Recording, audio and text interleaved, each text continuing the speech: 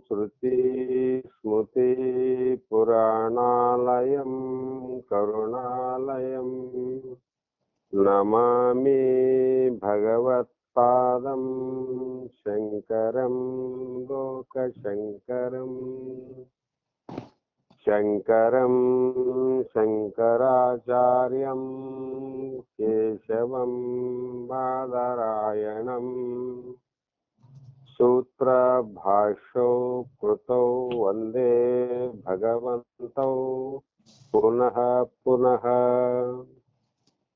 श्री जगदादि जगद्गुरु ಸಿದ್ಧಾರೂಢ ಮಹಾಸ್ವಾಮಿಗಳ ಪಾದಕಮಲಕ್ಕೂ ಆರೂಢ ಜ್ಯೋತಿ Shivaputra ಮಹಾಸ್ವಾಮಿಗಳ ಶ್ರೀಪಾದಕ್ಕೂ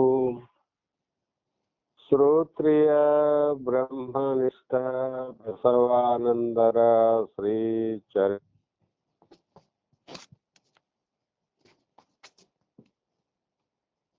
hello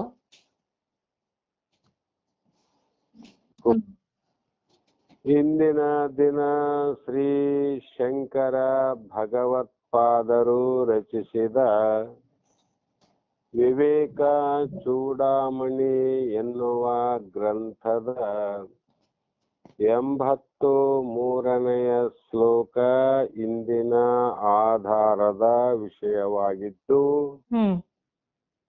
ಈ ಶ್ಲೋಕದಲ್ಲಿ ಆಚಾರ್ಯರು ಹಿಂದೆ ಮೋಕ್ಷದ ಆಕಾಂಕ್ಷೆಯಿಂದ ಆಪೇಕ್ಷೆಯುಳ್ಳವರು ವಿಷಯಗಳನ್ನ ವಿಷದಂತೆ ಅತಿ ದೂರದಲ್ಲಿಯೇ ಬಿಟ್ಟು ಯಾವ ಸಂತೋಷ, ದಯಾ, ಕ್ಷಮೆ, ಸರಳತೆ, ಶಮದಮಾದಿ ಇವುಗಳನ್ನ ಅಮೃತದಂತೆ ನಿತ್ಯವೂ ಪ್ರೀತಿಯಿಂದ ಅದನ್ನು ಸೇವಿಸುವಂತ ಹೇಳಿದ್ರು. ಈಗ ದೇಹದ ಆಸಕ್ತಿ ನಿಂದೆ ಅಂತ ಆಧಾರವಾಗಿಟ್ಟುಕೊಂಡು ಅನುಕ್ಷಣಂ ಯತ್ಪರಿವೃತ್ಯ ಕೃತಂ ಅನಾದ್ಯ ಅವಿದ್ಯಾಕೃತ ಬಂಧ ಮೋಕ್ಷಣಂ ದೇಹ ಪರಾರ್ಥೋ ಅಯಂ ಅಯಂ ಮುಷ್ಯ ಪೋಷಣೆ ಯ ಸಜ್ಜತೆ ಸ ಸ್ವಮನೇನ ಹಂತಿ ಅಂತ ಇಲ್ಲಿ ಹೇಳ್ತಾ ಹೋಗ್ತಾರಮ್ಮ. ಇದರ ತಾತ್ಪರ್ಯ ಏನು ಅಂದ್ರೆ, ಯಾವ ಯತ್ತಂದ್ರೆ ಯಾವಾಗಲೂ, ಅನುಕ್ಷಣ ಅಂದ್ರೆ ಪ್ರತಿ ಕ್ಷಣ ಅಂದ್ರು, ಪ್ರತಿ ಗಳಿಗೆ ಪ್ರತಿ ಕ್ಷಣ. ಕೃತಂ ಅಂದ್ರೆ ಮಾವು ಮೋಕ್ಷದ ಆಪೇಕ್ಷೆಯುಳ್ಳವರು ಮಾಡಬೇಕಾಗಿರುವ ಅನಾದಿ ಅವಿದ್ಯಾಕೃತ ಬಂಧ ಮೋಕ್ಷಣಂ, ಅನಾದಿಯಾದ ಅಜ್ಞಾನದಿಂದ ಮಾಡಲ್ಪಟ್ಟದ್ದೇ ಸಂಸಾರ ಬಂಧ. ಇದರ ಬಿಡುಗಡೆಯನ್ನ ಪರಿಹೃತ್ಯ ಅಂದ್ರೆ ಬಿಟ್ಟು ಬಿಡಬೇಕು. ಈ ರೀತಿ ಯಾವುದನ್ನ ಪ್ರತಿಕ್ಷಣವು ಮಾಡಬೇಕೋ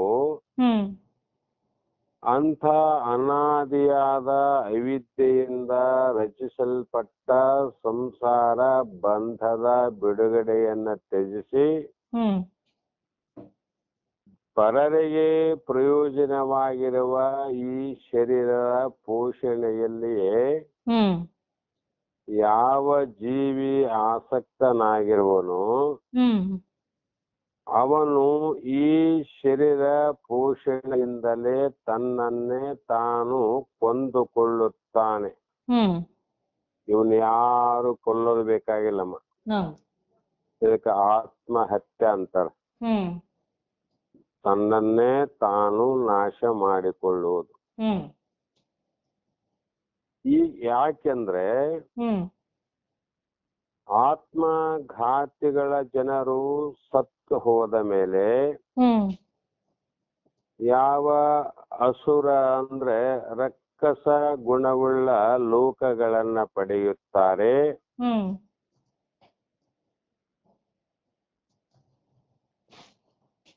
ಹಲೋ ಸ್ತೆ ಪ್ರೇತ್ಯಾಭಿ ಗಚ್ಚಂತಿ ಏಕೆ ಜಾತ್ಯಾಹನೋ ಜನ ಅಂತ ಈಶಾವಾಸ್ಯೋಪನಿಷತ್ತಿನ ಒಂದು ಪ್ರಮಾಣವನ್ನ ಕೊಟ್ಟು ಯಾಕೆ ಇಷ್ಟು ಒತ್ತಾಯ ಪೂರ್ವಕವಾಗಿ ಹೇಳುತ್ತಾರೆ ಮಹಾತ್ಮರಂದ್ರೆ, ನಮಗೆ ಒಂದು ಜೀವಿ ಈ ಜಗತ್ತಿನಲ್ಲಿ ಹುಟ್ಟಿದ ಮೇಲೆ ಮನುಷ್ಯನಾಗಲಿ ಅಥವಾ ಇತರ ಪ್ರಾಣಿಯಾಗಲಿ ಪಕ್ಷಿಯಾಗಲಿ ತನಗೆ ತನ್ನ ಭೌತಿಕ ದೇಹವನ್ನ ಪಡೆದೇ ಈ ಜಗತ್ತಿಗೆ ಬಂದಿರುತ್ತವೆ. ಆಯಾ ಪುಣ್ಯ ಪಾಪದ ಅನುಗುಣವಾಗಿ ಎಲ್ಲಾ ಜೀವಿಗಳು ಒಂದೊಂದು ದೇಹವನ್ನ ಧರಿಸಿ ಈ ಜಗತ್ತಿಗೆ ಬರಬೇಕಾಗಿದೆ. ಅದನ್ನೇ ನಾವು ಶಾಸ್ತ್ರಗಳಲ್ಲಿ ಉಪಾಧಿ ಅಂತೀವಿ. ಹಂದಿಯ ದೇಹ ಒಂದು ಉಪಾಧಿ, ಪ್ರಾಣಿಗಳದು ಒಂದು ಉಪಾಧಿ, ಪಕ್ಷಿಗಳದು ಉಪಾಧಿ, ಮನುಷ್ಯರದು ಉಪಾಧಿ. ಯಾವುದು ಅಂದ್ರೆ ಅವರವರು ಧರಿಸಿ ಬಂದಂತ ತೊಟ್ಟು ಬಂದಂತ ದೇಹವೇ ಒಂದು ಉಪಾಧಿ. ಈ ತೋರುವಂತ ತೊಟ್ಟು ಬಂದಂತ ದೇಹಕ್ಕೆ ನಾವೆಲ್ಲರೂ ಸ್ಥೂಲ ಶರೀರ ಅಂತ ಕರಿತೀವಿ. ಈ ಸ್ಥೂಲವಾದ ಶರೀರದಲ್ಲಿ ಮತ್ತೆ ಸೂಕ್ಷ್ಮವಾಗಿರುವಂತ ಇನ್ನೊಂದು ಶರೀರ ಉಂಟು. ಅದಕ್ಕೆ ಏನಂತ ಕರೆದೇವಮ್ಮ? ಸೂಕ್ಷ್ಮತನು ಅಂತ ಕರೆದೇವಿ. ಅದರಲ್ಲಿ ಮನಸ್ಸು ಮತ್ತು ಬುದ್ಧಿಗಳ ಅವಸ್ಥಾನ. ಅಲ್ಲಿ ಮನಸ್ಸು ಸೂಕ್ಷ್ಮ ತನುವಿನಲ್ಲಿ, ಇವುಗಳು ಮನಸ್ಸು ಮತ್ತು ಬುದ್ಧಿಗಳ ಮಧ್ಯದಲ್ಲಿ ಅನಂತ ಕ್ರಿಯೆ ನಡೀತವೆ. ಕ್ರಿಯೆ ಪ್ರತಿಕ್ರಿಯೆ ಅಂದ್ರೆ ಒಂದು ಪಶು ಇನ್ನೊಂದು ಪಶು ಕ್ರಿಯೆ ಮಾಡ್ತಾವ. ಒಂದೊಂದ್ಸಲ ಅವು ಜಗಳ ಆಡ್ತಾವ, ಒಂದೊಂದ್ಸಲ ಬಹಳ ಸಿಟ್ಟಿಗೆ ಬಂದಿರ್ತಾವ. ಇವೆಲ್ಲ ಆಗಲಿಕ್ಕೆ ಕಾರಣ ಏನಂದ್ರೆ ಮನಸ್ಸು ಮತ್ತು ಬುದ್ಧಿಗಳ ಸನ್ನಿವೇಶದಿಂದನೇ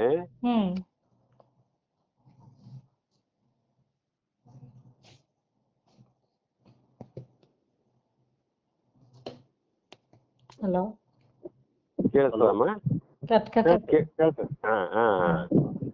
ಈ ರೀತಿ ಕ್ರಿಯೆ ನಡಿಬೇಕಾದ್ರೆ ಮನಸ್ಸು ಮತ್ತು ಬುದ್ಧಿಗಳ ಸನ್ನಿವೇಶದಲ್ಲಿ ಕ್ರಿಯೆ ನಡೀತಾವ. ಈ ರೀತಿ ಶರೀರವು ನಮ್ಮ ಕ್ರಿಯಾ ಕರ್ಮಗಳನ್ನ ಪಡೆಯಲಿಕ್ಕೆ ಅಥವಾ ಮಾಡಲಿಕ್ಕೆ ಅವಕಾಶವನ್ನ ಮಾಡಿಕೊಟ್ಟಿರುತ್ತದೆ ಈ ಶರೀರ. ಇದು ಉಪಾದಿಯಿಂದ ಕರ್ಮದ ಕ್ರಿಯೆಗಳನ್ನ ಮಾಡಿಕೊಡಲಿಕ್ಕೆ ಸಹಾಯ ಮಾಡ್ತಕ್ಕಂಥದ್ದು ಈ ಶರೀರಮ್ಮ. ಇಂಥ ಶರೀರವನ್ನೇ ನಾವೆಂದು ಅಥವಾ ಇಂಥ ಶರೀರವೇ ತಾನೆಂದು ತಿಳಿದುಕೊಂಡು ಅಜ್ಞಾನದಿಂದ ಆವೃತ್ತನಾಗಿ ತಾನೇ ಕರ್ತು ತಾನೇ ಭೋಕ್ತ ಈ ರೀತಿ ಭಾವಿಸಿಕೊಂಡು ಮನುಷ್ಯನು ಸಂಕಟವನ್ನ ಪಡುತ್ತಿದ್ದಾನೆ. ಸಕಲ ಜೀವಿಗಳ ಸಂಕಷ್ಟಕ್ಕೆ ಕಾರಣ ಏನಂದ್ರೆ ಮಾಡುವುದು ಶರೀರ ಆದ್ರೆ, ಮಾಡುವುದು ಮನಸ್ಸಾದ್ರೆ, ಮಾಡುವ ಬುದ್ಧಿಯ ಕ್ರಿಯೆಗಳಾದ್ರೂ ಕೂಡ ಅಜ್ಞಾನದಿಂದ ನಾವು ಏನು ಮಾಡಿದೀವಿ ಅಂದ್ರೆ ಮಾಡುವುದು ಹ್ಮ್ ನಾನೇ, ಹ್ಮ್ ಅದರ ಫಲವನ್ನ, ಅದರ ಕಷ್ಟವನ್ನ, ಸುಖ ದುಃಖವನ್ನ ಉಣ್ಣುವವನು ನಾನೇ. ಹ್ಮ್ ಈ ರೀತಿ ತಪ್ಪು ತಿಳಿದುಕೊಂಡು ಹ್ಮ್ ಮನುಷ್ಯರು ಕಷ್ಟಕ್ಕೀಡಾಗಿದ್ದಾರೆ. ಹ್ಮ್ ಕಾರಣ ಒಂದು ಉದಾಹರಣೆಯನ್ನು ಹೇಳ್ತಾರಮ್ಮ. ಹ್ಮ್ ಒಬ್ಬ ವ್ಯಕ್ತಿ ಸಾರಾಯಿ ಕುಡಿಲಿಕ್ಕೆ ಹೋಗಿ ಹ್ಮ್ ಸಾರಾಯಿ ಕುಡಿದು ಆತಗ ನಿಶೆ ಆದಾಗ ಹ್ಮ್ ಆ ಸಾರಾಯಿ ಕುಡಿದಂತ ವ್ಯಕ್ತಿ ಒಬ್ಬ ಗಾಡಿ ಚಾಲಕ, ಹ್ಮ್ ಅಂದ್ರೆ ಡ್ರೈವರ್ ಅಂತ. ಹ್ಮ್ ಅವನಿಗೆ ಮೊದಲಿದ್ದ ಜ್ಞಾನ ಬೇರೆ ಇತ್ತಮ್ಮ. ಹ್ಮ್ ಈಗ ಸರಾಯಿ ಕುಡಿದ ಮೇಲೆ ಆ ಸರಾಯಿಯ ಅಮಲು ಏರಿದಾಗ ಹ್ಮ್ ಆತ ತನ್ನ ವಾಹನವನ್ನ ಹ್ಮ್ ಸಿಕ್ಕಾಪಟ್ಟೆ ಓಡಿಸಿ ಹ್ಮ್ ಅಪಘಾತಕ್ಕೆ ಈಡು ಮಾಡುವನು ಅಂತ. ಹ್ಮ್ ಯಾಕೆ ಅವನ ಕಂಟ್ರೋಲ್ ತಪ್ಪ ನೋಡಮ್ಮ. ಹೌದು. ಯಾಕೆ ತಪ್ಪು ಅಂದ್ರೆ ಹ್ಮ್ ಆ ಸರಾಯಕ್ಕೆ ಚಟಕ್ಕೆ ಒಳಗಾಗಿ. ಹ್ಮ್ ಹಾಗೆಯೇ ಹ್ಮ್ ಅಜ್ಞಾನದಿಂದ ಆವೃತ್ತನಾದ ಮನುಷ್ಯನು ಹ್ಮ್ ವಿಷಯಾಸಕ್ತಿಗಳನ್ನ ತಣಿಸಲು ಹ್ಮ್ ತನ್ನ ಶರೀರವನ್ನ ದುರುಪಯೋಗ ಮಾಡಿಕೊಂಡು ಹಾಳಾಗುವನು. ಹ್ಮ್ ಅವನು ಡ್ರೈವರ್ ಹೇಗೆ ಹಾಳಾಗುವುದ, ಹ್ಮ್ ಅದ ಕಾರಣ ನಮ್ಮ ಸರಾಯಿನೇ ಕಾರಣ. ಹೌದು. ಇದೇ ರೀತಿಯಾಗಿ ನಾವು ಕೂಡ ಹ್ಮ್ ವಿಷಯಗಳಲ್ಲಿ ಆಸಕ್ತರಾಗಿ ಅವನ್ನ ಮುಟ್ಟಬೇಕು, ಪಡಿಬೇಕು, ಮುಟ್ಟಬೇಕು, ಪಡಿಬೇಕು ಆದಷ್ಟು ಬೇಗದಲ್ಲಿ ಹ್ಮ್ ಅಂತ ಈ ಶರೀರವನ್ನ ಹ್ಮ್ ನಾವು ಸಿಕ್ಕಾಪಟ್ಟೆ ಹ್ಮ್ ವಿಷಯಾದಿಗಳ ಕಡೆ ಓಡ್ತಾ ಇದ್ದೀವಿ. ಹ್ಮ್ ಹೀಗೆ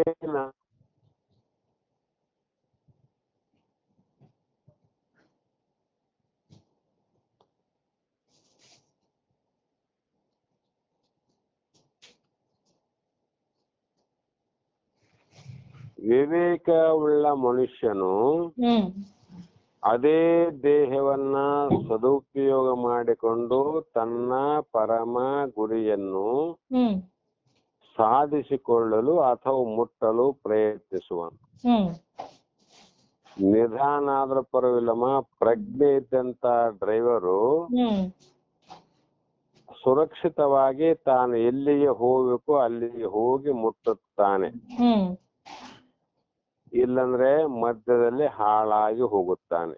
ಹೌದು. ಅದರಂತೆ ವಿವೇಕವುಳ್ಳಂತ ಮನುಷ್ಯ ಹ್ಮ್ ಇದೇ ದೇಹ ಎಂಬ ವಾಹನವನ್ನು ಉಪಯೋಗ ಮಾಡಿಕೊಂಡು ಹ್ಮ್ ತನ್ನ ಪರಮ ಗುರಿ, ಹ್ಮ್ ನಮ್ಮ ಶಿಷ್ಯನ ಪರಮ ಗುರಿ ಇಲ್ಲಿ ಹ್ಮ್ ಮೋಕ್ಷವನ್ನ ಸಂಪಾದಿಸುವುದು, ಹ್ಮ್ ಮುಕ್ತಿಯನ್ನ ಪಡೆಯುವುದೇ ಅವನ ಪರಮ ಗುರಿ. ಹ್ಮ್ ಹೀಗೆ ಶರೀರವು ಬಾಹ್ಯ ಪ್ರಪಂಚದಲ್ಲಿ ಕೇವಲ ವಿಷಯಗಳ ಭೋಗಕ್ಕಾಗಿ ಹ್ಮ್ ಅದು ಸೃಷ್ಟಿಯಾಗಿಲ್ಲ ಅಂತ. ಹ್ಮ್ ದೇಹ ಹ್ಮ್ ಇದೇ ದೇಹದಿಂದ ಹ್ಮ್ ನಾವು ನರಕ ಲೋಕವನ್ನ ಪ್ರಾಪ್ತಿ ಮಾಡಿಕೊಳ್ಳಬಹುದು. ಹ್ಮ್ ಇದೇ ದೇಹ ಸಾಧನೆಯಿಂದ ಸ್ವರ್ಗ ಲೋಕಾದಿಗಳನ್ನ ಪ್ರಾಪ್ತಿ ಮಾಡಿಕೊಳ್ಳಬಹುದು. ಹ್ಮ್ ಇದೇ ದೇಹ ಸಾಧನೆಯಿಂದ ಹ್ಮ್ ನಮ್ಮ ಮೂಲ ಗುರಿ ಯಾವುದು ಅಂದ್ರೆ ಮೋಕ್ಷವನ್ನು ಕೂಡ ಪಡೆಯಬಹುದು. ಹ್ಮ್ ಆದರೆ ಇಂಥ ಹ್ಮ್ ಮೋಕ್ಷವನ್ನ ಪಡೆಯಬೇಕು ಅನ್ನುವ ದಾರಿಯನ್ನ ಹ್ಮ್ ಬಿಟ್ಟು ಹ್ಮ್ ಇಂಥ ಅಮೃತತ್ವವನ್ನ ಪಡೆಯಬೇಕು ಅನ್ನುವುದನ್ನ ಬಿಟ್ಟು ಹ್ಮ್ ಅಜ್ಞಾನಿಗಳು ಹ್ಮ್ ಸಂಸಾರದಲ್ಲಿ ಹ್ಮ್ ಆನಂದವನ್ನ, ಸುಖವನ್ನ, ಅಮೃತವನ್ನ ಪಡೆಯಬೇಕು ಅಂತ ಪ್ರಯತ್ನ ಮಾಡ್ತಾರೆ. ಹ್ಮ್ ಅದಕ್ಕಾಗಿ ಈ ದೇಹವನ್ನ ಆ ಪ್ರಪಂಚಕ್ಕಾಗಿ ಮೀಸ್ತಾರೆ ಅವರು. ಹೌದು. ಪ್ರಪಂಚ ಮಾಡ್ಬೇಕಾದ್ರೂ ದೇಹ ಬೇಕಲ್ಲಮ್ಮ. ಹೌದು. ಸಂಸಾರ ಮಾಡಬೇಕಾದ್ರೂ ಈ ದೇಹ ಬೇಕು. ಹ್ಮ್ ಇದೇ ಕಾಲು, ಇದೇ ಕೈ, ಇದೇ ಕಣ್ಣು, ಇದೇ ಕಿವಿ, ಇದೇ ನಾಲಿಗೆ, ಇದೇ ಮನಸ್ಸು, ಇದೇ ಬುದ್ಧಿ, ಹ್ಮ್ ಯಾವ ಸಂಸಾರಕ್ಕೆ ಅವಶ್ಯಕತೆಯೋ ಹ್ಮ್ ಅವೆಲ್ಲವೂ ಕೂಡ ಪರಮಾರ್ಥಕ್ಕೆ ಅವಶ್ಯಕತೆ. ಹ್ಮ್ ಆದರೆ ಯಾರು ಯಾವ ರೀತಿ ಅದನ್ನ ಬಳಕೆ ಮಾಡಿಕೊಳ್ಳುತ್ತಾರೋ ಹ್ಮ್ ಅದರ ಫಲವನ್ನೇ ಅವರು ಪಡೆಯುತ್ತಾರೆ. ಹ್ಮ್ ಜ್ಞಾನಿಗಳು, ವಿವೇಕವುಳ್ಳವರು ಹ್ಮ್ ಈ ದೇಹದಿಂದ ಏನು ಪಡ್ಕೊಂಡ್ರಮ್ಮ ಅಂದ್ರೆ ಹ್ಮ್ ಅತ್ಯಂತ ಮೃತು ರೂಪವಾಗಿ ಅಜ್ಞಾನವನ್ನ ನಷ್ಟ ಮಾಡಿಕೊಂಡು ಹ್ಮ್ ಶ್ರೇಷ್ಠವಾದ ಅಮೃತತ್ವ ಪದವಿಯನ್ನು ಪಡೆದುಕೊಂಡು ಹ್ಮ್ ಈ ಪ್ರಪಂಚದಲ್ಲಿ ಶಾಂತ ಚಿತ್ತರಾಗಿ, ಹ್ಮ್ ಶರಣರಾಗಿ, ಮಹಾತ್ಮರಾಗಿ ಹ್ಮ್ ಹಾಗೆ ಹೋದವರನ್ನು ಕೇಳಿವಿ. ಹ್ಮ್ ಅಲ್ಲಿ ಇಲ್ಲಿ ಇರುವಂತ ಇಲ್ಲೋ ಕೆಲವು ವ್ಯಕ್ತಿಗಳನ್ನ ಕೂಡ ನೋಡಿವಿ. ಹ್ಮ್ ಮುಂದೆನೂ ಕೂಡ ಅಂತ ವ್ಯಕ್ತಿಗಳನ್ನ ಕಾಣಬಹುದು, ಇಲ್ಲಂತಲ್ಲ. ಹ್ಮ್ ಅಂದ್ರೆ ಏನ್ ಅರ್ಥ ಆಯ್ತಮ್ಮ? ಈ ದೇಹ ಬಂದದ್ದು ಬರೇ ಸಂಸಾರ ಮಾಡ್ಲಿಕ್ಕಲ್ಲ ಅಂತ ಅರ್ಥ. ಹ್ಮ್ ಇದು ಪಾರಮಾರ್ಥವನ್ನ ಮಾಡಲಿಕ್ಕೆ ಬಂದದ್ದು. ಹ್ಮ್ ಅಜ್ಞಾನದಿಂದ ನಾವು ಸಂಸಾರಕ್ಕೆ ಬಂದದ್ದಂತ ಅಷ್ಟಕ್ಕೆ ಸೀಮಿತವಾಗಿವೆ. ಹ್ಮ್ ಹಾಗಲ್ಲ ಶಿಷ್ಯ, ಹ್ಮ್ ಇದು ಪರಮ ಪುರುಷಾರ್ಥ. ಹ್ಮ್ ಇದರಿಂದ ಧರ್ಮ, ಅರ್ಥ, ಕಾಮ, ಮೋಕ್ಷವನ್ನ ಪಡೆಯಬಹುದು. ಹ್ಮ್ ಅದಕ್ಕೋಸ್ಕರ ಹ್ಮ್ ನಾವು ಈ ದೇಹವನ್ನ ಹ್ಮ್ ಒಳ್ಳೆಯ ಉದ್ದೇಶಕ್ಕಾಗಿ ಉಪಯೋಗಿಸಿದರೆ ಅದು ಸಫಲವಾದಂತೆ ಹ್ಮ್ ಒಂದು ಅರ್ಥ. ಹ್ಮ್ ಇನ್ನೊಂದು ಅರ್ಥದಲ್ಲಿ ಹ್ಮ್ ನಾವು ದೇಹವನ್ನ ಸಫಲತೆ ಅಂದ್ರೆ ಸಾರ್ಥಕ ಮಾಡಿಕೊಂಡು ಹ್ಮ್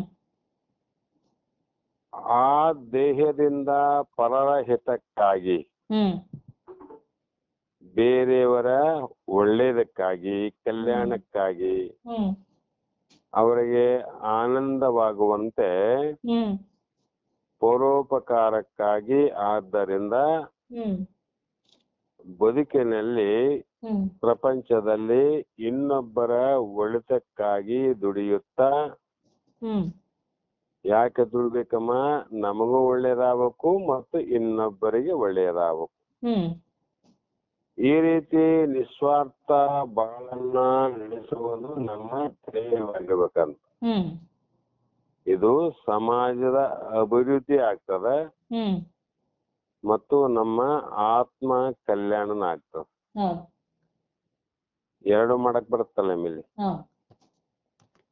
ಆ ಕಾರಣ ಇಂಥದ್ದನ್ನ ಬಿಟ್ಟು ಹ್ಮ್ ನಾವು ಬರೇ ಶಾರೀರಿಕ ಸುಖವನ್ನೇ ಧ್ಯೇಯವಾಗಿಟ್ಟುಕೊಂಡು, ಹ್ಮ್ ನಿಮ್ಮ ಧ್ಯೇಯ ಅಂದ್ರೆ ಉದ್ದೇಶ, ಹ್ಮ್ ನೀವು ಯಾವ ಉದ್ದೇಶಕ್ಕಾಗಿ ಈ ಜನ್ಮ ಬಂದಿದೆ ಅಂದ್ರೆ ಹ್ಮ್ ಶರೀರ ಸುಖವನ್ನ ಅನುಭವಿಸಕ ಬಂದದ್ದು ಉದ್ದೇಶ ಅಷ್ಟೇ ಅಲ್ಲ. ಹ್ಮ್ ಯಾಕೆಂದ್ರೆ ಶರೀರವನ್ನ ಎಷ್ಟೇ ಪ್ರೀತಿಯಿಂದ, ಹ್ಮ್ ಎಷ್ಟೇ ಪ್ರೇಮದಿಂದ ಹ್ಮ್ ಆ ದೇಹವನ್ನ ಬೆಳೆಸಿದರೂ ಕೂಡ ಹ್ಮ್ ಕೊನೆಗೆ ಒಂದು ದಿನ ಅದು ಮೃತ್ಯುವಶವಾಗತಕ್ಕದ್ದೇ. ಹ್ಮ್ ದೇಹ ಒಂದ್ ದಿವಸ ಸತ್ತು ಹೋಗುತ್ತಲ್ಲ ಮತ್ತೆ. ಹೌದು. ಯಾವಾಗ ಪ್ರಾಣ ವಿಯೋಗ ಆದ ಮೇಲೆ ಹ್ಮ್ ಅದು ಮಣ್ಣಿನಲ್ಲಿ ಬೆರೆತು ಹ್ಮ್ ಅಥವಾ ಅಗ್ನಿಯಲ್ಲಿಯೋ ಭಸ್ಮವಾಗಿ, ನಷ್ಟವಾಗಿ, ನಾಶವಾಗಿ ಹೋಗುವುದು. ಹ್ಮ್ ಈ ಪಾರ್ಥಿವ ಶರೀರದ ಅಂತ್ಯವೂ ಅಷ್ಟೆ. ಹ್ಮ್ ಯಾವ ಜ್ಞಾನದೇ ಇರಲಿ, ಯೋಗಿದೇ ಇರಲಿ, ತ್ಯಾಗದೇ ಇರಲಿ, ಭೋಗದೇ ಇರಲಿ, ಹ್ಮ್ ಕೊನೆಯಲ್ಲಿ ಏನ್ ನಿರ್ಣಯಮ? ಶರೀರದ ಅಂತ್ಯಕಾಲ ಅಂತ. ಹ್ಮ್ ಅದಕ್ಕೆ ಶರೀರ ಅನ್ನುವಂಥದ್ದು ಶಾಶ್ವತವಾದದ್ದಲ್ಲ. ಹ್ಮ್ ಅಲ್ಲ ಅಂದಾಗ ಈ ಶರೀರದಿಂದ ಹ್ಮ್ ಮೋಕ್ಷವನ್ನ ಪಡೆಯಲಿಕ್ಕೆ ಇದನ್ನ ಹೆಚ್ಚಾಗಿ ಬಳಸಿಕೋ. ಹ್ಮ್ ಹೆಚ್ಚಾಗಿ ಇದನ್ನ ಬಳಸಿಕೊಂಡ್ರೆ ಹ್ಮ್ ಕಲ್ಯಾಣ ಆಗ್ತದ ಅನ್ನುವಂತ ಶ್ಲೋಕವನ್ನು ಹೇಳಿ ಹ್ಮ್ ಮುಂದೆ ಶರೀರ ಪೋಷಣಾರ್ಥಿ ಹ್ಮ್ ಸನ್ ಯ ಆತ್ಮಾನಂ ದಿದ್ಯತಿ ಹ್ಮ್ ಗ್ರಹಂ ದಾರು ಧಿಯ ಧೃತ್ವಾ ನದೀಂ ತುರ್ತುಂ ಸ ಗಚ್ಚತಿ ಅಂತ ಹ್ಮ್ ಈ ಶ್ಲೋಕದಲ್ಲಿ ಹೇಳ್ತಾ ಬರ್ತಾರಮ್ಮ. ಹ್ಮ್ ಅಂದರೆ ಶರೀರ ಪೋಷಣಾರ್ಥಿ ಸನ್ ಅಂದ್ರೆ ಹ್ಮ್ ಶರೀರವನ್ನ ರಕ್ಷಣೆ ಮಾಡಿಕೊಳ್ಳುವ ಅಥವಾ ಬಯಸುವನು. ಹ್ಮ್ ಆತ್ಮನಾಮ ಅಂದ್ರೆ ಆತ್ಮನನ್ನು. ಹ್ಮ್ ದಿದ್ಯಕ್ಷತಿ ಅಂದ್ರೆ ಹ್ಮ್ ನೋಡಲು ಬಯಸುತ್ತಾನೆಯೋ ಹ್ಮ್ ಸ ಅಂತ ಅಲ್ಲಿ ಶ್ಲೋಕವನ್ನ ಅರ್ಥವನ್ನ ಹೇಳ್ತಾ ಬಂದ್ರು. ಹ್ಮ್ ಈ ಶ್ಲೋಕದ ತಾತ್ಪರ್ಯ ಏನಂದ್ರೆ ಹ್ಮ್ ಯಾವನು ಶರೀರದ ರಕ್ಷಣೆಯಲ್ಲಿ ಸತತವಾಗಿ ಹ್ಮ್ ಜೊತೆಗೆ ಆತ್ಮ ಸಾಕ್ಷಾತ್ಕಾರವನ್ನ ಮಾಡಿಕೊಳ್ಳಬೇಕೆಂದಿದ್ದಾನೋ ಹ್ಮ್ ಅವನು ಮೊಸಳೆಯನ್ನ ಮರದ ತುಂಡೆಂದು ಭಾವಿಸಿ ಹ್ಮ್ ಅದನ್ನ ಹಿಡಿದುಕೊಂಡು ನದಿಯನ್ನು ದಾಟಲು ಹೋಗುವಂತಾಗುತ್ತದೆ. ಹ್ಮ್ ಇಲ್ಲಿ ಅತ್ಯಂತ ಮಹತ್ವವಾದ ಮಾತಮದು. ಹ್ಮ್ ನಾವು ಕೆಲವು ಜ್ಞಾನಿಗಳಲ್ಲಿ ಇದನ್ನು ನೋಡ್ಬೇಕು ನಾವು. ಹ್ಮ್ ಅರ್ಥ ಏನಂದ್ರೆ ಹ್ಮ್ ಯಾವುದೇ ಒಬ್ಬ ವ್ಯಕ್ತಿ ಹ್ಮ್ ಮೋಕ್ಷವನ್ನ ಪಡೆಯಲಿಕ್ಕೆ ದೇಹವನ್ನ ಸಾಧನ ಮಾಡಿಕೊಂಡು ಹೋಗುತ್ತಾನೋ ಹ್ಮ್ ಅವನಿಗೆ ಹ್ಮ್ ದೇಹ ಆಸಕ್ತಿ ಅಂದ್ರೆ ದೇಹದ ಮೇಲೆ ಬಹಳ ಪ್ರೇಮ ಇರಂಗಿಲ್ಲ ಅವರಿಗೆ. ಹ್ಮ್ ಶರೀರದ ಮೇಲೆ ಬಹಳಷ್ಟು ಕಾಳಜಿ ಇರಂಗಿಲ್ಲ. ಹ್ಮ್ ಅಂತ ಚಿಂತೆ ಇರಂಗಿಲ್ಲ. ಹ್ಮ್ ಮತ್ತು ಶರೀರವನ್ನ ಪೋಷಣೆ ಅಂದ್ರೆ ರಕ್ಷಣೆ ಮಾಡಿಕೊಳ್ಬೇಕು. ಹ್ಮ್ ಯಾವ ರೋಗದಿಂದ, ರುಜಿಯಿಂದ, ಹ್ಮ್ ವಾತಾವರಣದಿಂದ ಹ್ಮ್ ಇವೆಲ್ಲವೂ ಕೂಡ ಪೋಷಣೆ ಮಾಡುವಂತ ಹ್ಮ್ ಭೋಗ ಲೋಲೋಪತೆ ಹ್ಮ್ ಹೇಗೆ ಇರಬೇಕು, ಹೇಗೆ ಮಾಡಬೇಕು ಅನ್ನುವಂತ ಹ್ಮ್ ಇವುಗಳ ಜೊತೆಗೆ ಹ್ಮ್ ಇವನ್ನ ಇಟ್ಕೊಂಡು ಹ್ಮ್ ದೇಹದ ಮೇಲೆ ಬಹಳ ಪ್ರೇಮ, ಹ್ಮ್ ಶರೀರಕ್ಕೆ ಬಹಳ ಪೋಷಣೆ ರಕ್ಷಣೆ ಮಾಡೋದು, ಹ್ಮ್ ಶರೀರವನ್ನ ಒಂದು ಚೂರು ಹೆಚ್ಚು ಕಡಿಮೆ ಏನು ಆಗಲಾರ್ದಂಗ ಪ್ರತಿಯೊಂದರಲ್ಲಿ ಕಾಳಜಿ. ಹ್ಮ್ ಅನ್ನದಲ್ಲಿ ಕಾಳಜಿ, ಊಟದಲ್ಲಿ ಕಾಳಜಿ, ಔಷಧದಲ್ಲಿ ಕಾಳಜಿ, ಹ್ಮ್ ಮತ್ತ ನಿತ್ಯ ಕರ್ಮಗಳಲ್ಲಿ ಕಾಳಜಿ, ಹ್ಮ್ ಪ್ರತಿಯೊಂದರಲ್ಲಿ ಕಾಳಜಿಯನ್ನಿಟ್ಟುಕೊಂಡು ಇವುಗಳ ಜೊತೆಗೆ ಹ್ಮ್ ಆತ್ಮ ದರ್ಶನವನ್ನ ಹೊಂದಲು ಬಯಸುವನು. ಹ್ಮ್ ಇದು ಶರೀರ ಮೇಲೆ ಪ್ರೇಮಂತ ಮತ್ತು ಆತ್ಮನ ಮೇಲೇನು ಪ್ರೇಮಂತ. ಹ್ಮ್ ಈ ತೀರಿ ಇಟ್ಟುಕೊಂಡವನು ಹ್ಮ್ ಅವನ ಗತಿ ಏನಾಗ್ತದಂದ್ರೆ ಹೇಳ್ತಾರಮ್ಮ, ಹ್ಮ್ ಮೊಸಳೆಯನ್ನ ತಬ್ಬಿಕೊಂಡು ನೀರಿನ ಮೇಲೆ ತೇಲುತ್ತಿರುವವನಂತೆ. ಹ್ಮ್ ಒಬ್ಬ ನದಿಯಲ್ಲಮ್ಮ ಹ್ಮ್ ಕತ್ತಲಾಗಿತ್ತು, ಹ್ಮ್ ಆಚೆಯ ದಡವನ್ನ ನದಿ ದಾಟಿ ದಡ ಸೇರ್ಬೇಕಾಗಿತ್ತು. ಹ್ಮ್ ಆ ನಸುಗತ್ತಲಿನಲ್ಲಿ ನದಿ ದಂಡಿಗೆ ಬಂದ. ಹ್ಮ್ ಆ ಕಡೆ ಹೆಂಡತಿಯ ತವರು ಮನೆ ಇತ್ತು. ಹ್ಮ್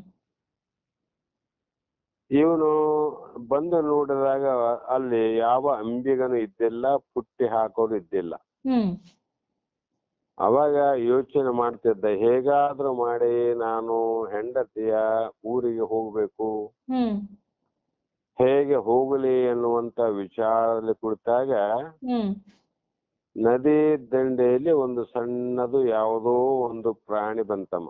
ಹ್ಮ್ ಅವನು ಏನ್ ಮಾಡಿದ ಅಂದ್ರೆ ಅದು ಬಂದದ್ದು ಮೊಸಳೆ ಹ್ಮ್ ನದಿ ದಂಡೆಗೆ ಬಂದದ. ಈಗ ಹ್ಮ್ ಇವನು ನಸುಗತ್ತಲಲ್ಲಿ ಏನ್ ಮಾಡಿದನಂದ್ರೆ ಇದು ಕಟ್ಟಿಗೆ ತುಂಡಿರ್ಬೋದು ಅಂತ ತಿಳ್ಕೊಂಡ ಅವ. ಹ್ಮ್ ಕಟ್ಟಿಗೆ ಮರದ ತುಂಡು, ಹ್ಮ್ ಈ ತುಂಡು ಹೆಂಗ ನದಿ ದಂಡಿಗೆ ಬಂದದ, ಇದರ ಮೇಲೆ ಕುಳಿತುಕೊಂಡು ಹ್ಮ್ ನದಿಯನ್ನ ದಾಟಬಹುದು ಅಂತ ವಿಚಾರ ಮಾಡಿ ಹ್ಮ್ ಆ ಮೊಸಳೆಯನ್ನ ಮರದ ತುಂಡು ಅಂತ ತಿಳ್ಕೊಂಡು ನದಿ ದಾಟಲು ಪ್ರಯತ್ನ ಮಾಡಿದವನ ಗತಿ ಹ್ಮ್ ಹೇಗಾಗಬಾರದು ಅಂದ್ರೆ ಹ್ಮ್ ಆ ಮೊಸಳೆ ಬಿಡ್ತದನಮ್ಮ, ಅವನ ತಿಂದ ಹಾಕ್ತದ. ಹೌದು ತಿಂದ ಹಾಕ್ತದಲ್ಲ ಮತ್ ಹೌದು ಅದರಂತೆ ಹ್ಮ್ ಇಲ್ಲಿ ಮಹಾತ್ಮರು ಹ್ಮ್ ಭೋಗದ ಆಸಕ್ತಿ ಮತ್ತು ವೈರಾಗ್ಯ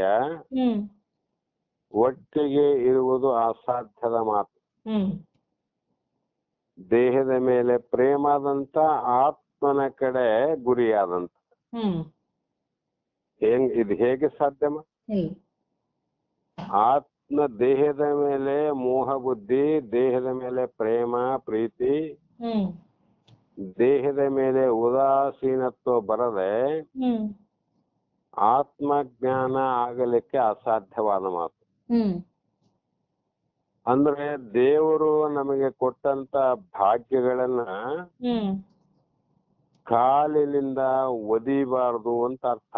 ಹ್ಮ್ ಅದನ್ನ ಅಲಕ್ಷ್ಯ ಮಾಡಬಾರದು. ಕೊಟ್ಟಿದ್ದ ಅಂದ್ರೆ ಹ್ಮ್ ಕೊಟ್ಟಿದ್ದಿಲ್ಲ ಅಂದ್ರೆ ಬರೇ ಇದರ ಪೋಷಣೆಗಾಗಿ ಉದರ ಪೋಷಣೆಗಾಗಿ ಹ್ಮ್ ಜೀವ ದೇಹ ಬದುಕುವುದಕ್ಕೋಸ್ಕರವಾಗಿ ಇಷ್ಟು ಪ್ರಯತ್ನ ಮಾಡಿದ್ರೆ ಹ್ಮ್ ಅಲ್ಲಿ ವೈರಾಗ್ಯ ಇಲ್ಲ ಅಂತ ಅರ್ಥ.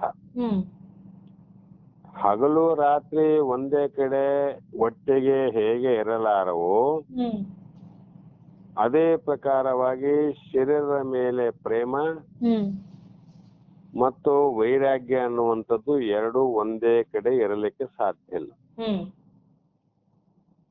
ಕಾರಣ ಮುಂಗುಲಿ ಮತ್ತು ಹ್ಮ್ ಹಾವು ಅಂತ ಅರ್ಥ. ಹ್ಮ್ ಹಾವಿಗೆ ವೈರಿ ಯಾವುದಮ್ಮ? ಮುಂಗುಸಿ. ಹೌದು ಮುಂಗುಸಿಗೆ ವೈರಿ ಯಾವುದು? ಹಾವು. ಹ್ಮ್ ಇದನ್ನ ಕಂಡ್ರೆ ಅದು ಓಡ್ತದ, ಅದನ್ನ ಕಂಡ್ರೆ ಇದು ಓಡಿ ಹೋಗ್ತದ. ಹ್ಮ್ ಎರಡು ಒಂದೇ ಪುಟ್ಟಿಯಲ್ಲಿ ಮುಚ್ಚಿಟ್ರೆ ಹ್ಮ್ ಅವು ಒಟ್ಟಿಗೆ ಇರ್ಲಿಕ್ಕೆ ಸಾಧ್ಯ ಇದೆನಮ್ಮ? ಇಲ್ಲ ಸಾಧ್ಯ ಇಲ್ಲ. ಅದರಂತೆ ಹ್ಮ್ ವಿಷಯಾದಿಗಳ ಮೇಲೆ ದೇಹದ ಮೇಲೆ ಆಸಕ್ತಿ ಹ್ಮ್ ಮತ್ತು ವೈರಾಗ್ಯ ಅನ್ನುವಂಥವು ಎರಡು ಒಂದೇ ಕಡೆ ಇರ್ಲಿಕ್ಕೆ ಸಾಧ್ಯ ಇಲ್ಲ. ಹ್ಮ್ ವೈರಾಗ್ಯ ಇತ್ತಂದ್ರೆ ಆಸಕ್ತಿ ಇರಂಗಿಲ್ಲ, ಹ್ಮ್ ಆಸಕ್ತಿ ಇತ್ತು ಅಂದ್ರೆ ವೈರಾಗ್ಯ ಇರೋದಿಲ್ಲ ಅಂತ. ಹ್ಮ್ ಈ ರೀತಿ ಈ ಶರೀರ ಸುಖದಲ್ಲಿ ಮುಳುಗಿರುತ್ತಾ ಅದರ ಮೂಲಕ ಹ್ಮ್ ಆತ್ಮದ ಉನ್ನತಿ ಪಡೆಯಲು ಇಚ್ಛಿಸುವುದು ಹ್ಮ್ ಆತ್ಮಹತ್ಯೆಗೆ ಸಮ.